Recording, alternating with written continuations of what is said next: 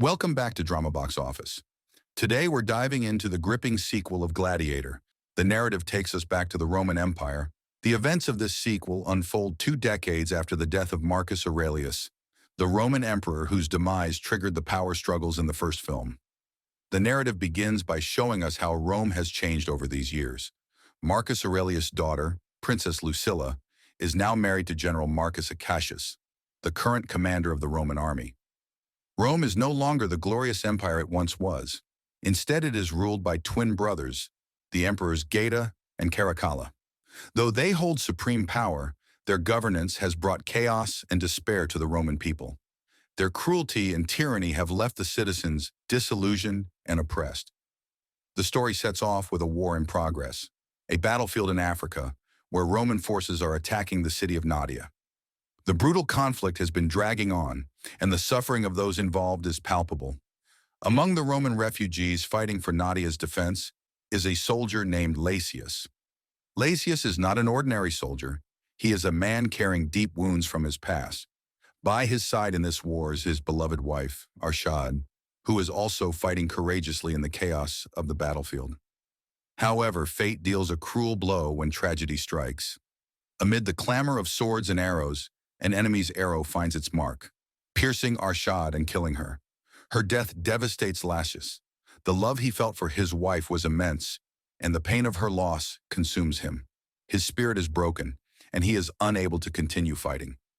Meanwhile, the Roman army, overwhelmed by the fierce resistance of Nadia's forces, Lasius is among those taken prisoner, shackled and dragged back to Rome as a slave.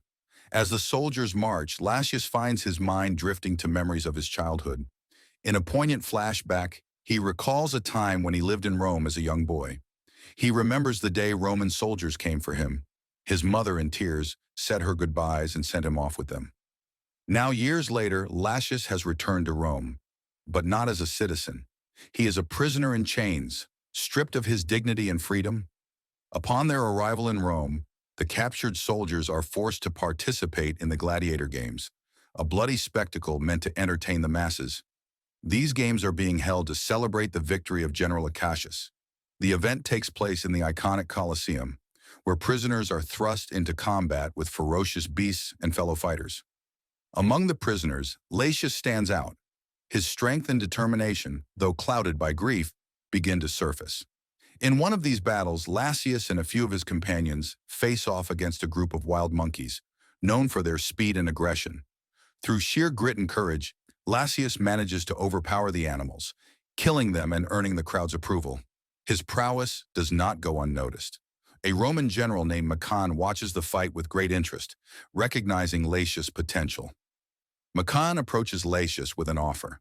He proposes that Lasius become a gladiator, fighting for him in exchange for a better life. Macan promises that Lasius will be treated well if he agrees to this arrangement. However, if he refuses, he will remain a slave, subject to the harshest conditions. Though the offer seems tempting, Lasius has only one goal driving him: vengeance for the death of his wife. He accepts Macan's proposal, knowing that it could bring him closer to fulfilling this purpose. Elsewhere, General Cassius is secretly conspiring against the twin emperors. Disillusioned by their leadership, he begins planning a rebellion to overthrow them.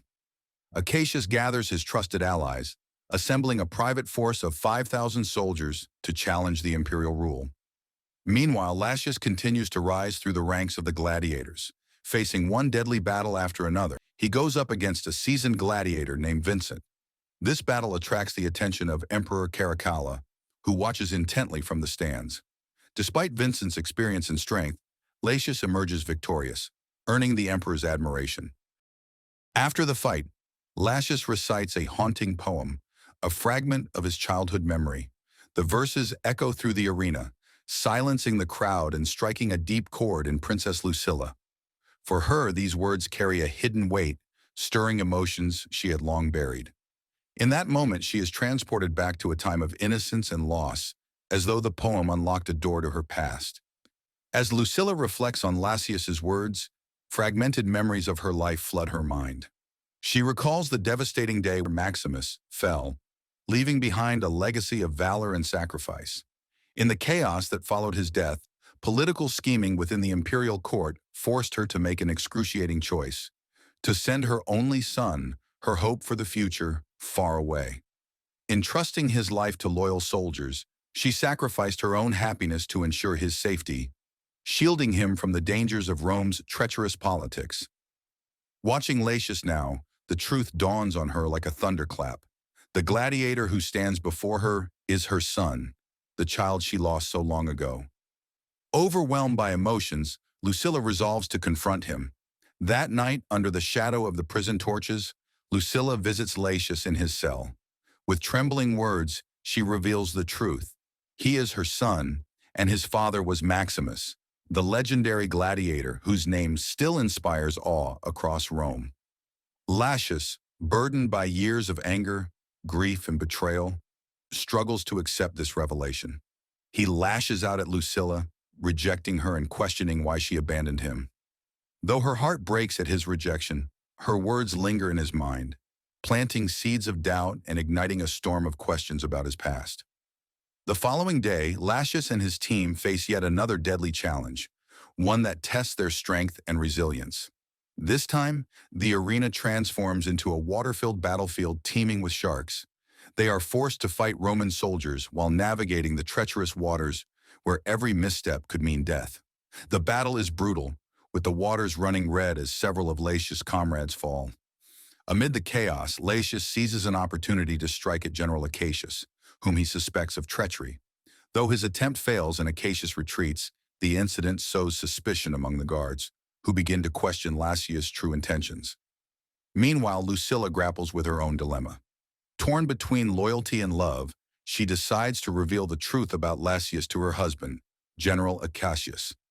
In a heartfelt confession, she tells him that Latius is their son and the rightful heir to the Roman Empire. Unbeknownst to the couple, their conversation is overheard by a maid who wastes no time betraying them. The maid informs Macon and his co-conspirator, Thrax, who see an opportunity to solidify their power. They swiftly reveal this explosive truth to Emperor Geta. In a dramatic twist, Acacius and Lucilla are accused of treason and imprisoned, leaving the imperial court in turmoil. While in captivity, Latius uncovers a hidden treasure of his heritage, his father's sword and armor, concealed in a secret chamber. As he holds these relics, a wave of determination washes over him. He remembers Maximus's dream of a just and united Rome, a vision of a city free from tyranny. We see the colossal arena where General Acacius, as punishment, is forced to fight gladiators. Displaying his exceptional combat skills, Acacius swiftly and effortlessly defeats all the gladiators sent against him. However, when Latius is sent into the arena to face him, the dynamic shifts. Lucilla watches nervously as the duel between Latius and General Acacius begins. Initially, Acacius appears dominant, but as the fight progresses, Latius starts to turn the tide.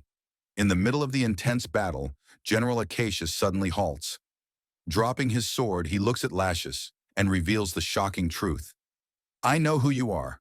Your name is Latius Ravis." Acacius surrenders to Latius, kneeling in front of him. However, before Latius can fully process the moment, Emperor Geta orders his soldiers to attack Acacius. A volley of arrows rains down on him, killing the general where he stands. Overcome with grief and anger, Latius addresses the crowd. He points to the injustice of Acacius' death, declaring, "This man dedicated his life to serving the emperor, sacrificing everything on the battlefield. But today, without hesitation or cause, the emperor murdered him." If a warrior as loyal as Acacius is disposable, then what does that mean for all of you? What is the value of your lives to this empire? His powerful words ignite outrage among the spectators, turning the tide of public opinion against Emperor Geta. Meanwhile, chaos erupts throughout Rome as riots break out against the emperor's tyranny. Elsewhere, Macon manipulates Emperor Caracalla by whispering lies about his brother Geta, claiming he is plotting to overthrow him. Consumed by paranoia, Caracalla believes Macon's words and, in a fit of rage, murders his own brother, further destabilizing the empire. Back in the dungeons, Lucilla visits Latius and gives him a ring, saying, "This was given to me by your father. Now it belongs to you." She apologizes for being unable to protect him or Acacius, expressing her regret and desire to make things right.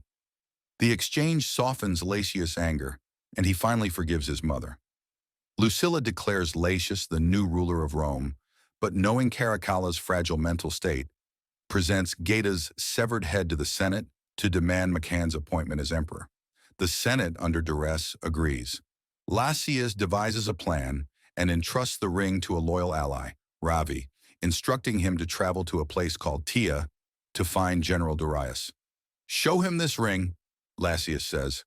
"Tell him the Prince of Rome has summoned him to bring his army to aid Rome." Ravi sets out on the journey, inspired by Lasius's mission. Meanwhile, Lasius discovers the location of his father's sword and armor. Breaking free from his prison cell, he retrieves these relics and dons them, feeling an immense connection to his father, Maximus. Armed and determined, Lasius rallies the remaining gladiators and prepares for battle. As news of General Darius' approaching army reaches Rome, McCann, now paranoid, sends an army of 6,000 Roman soldiers to intercept them.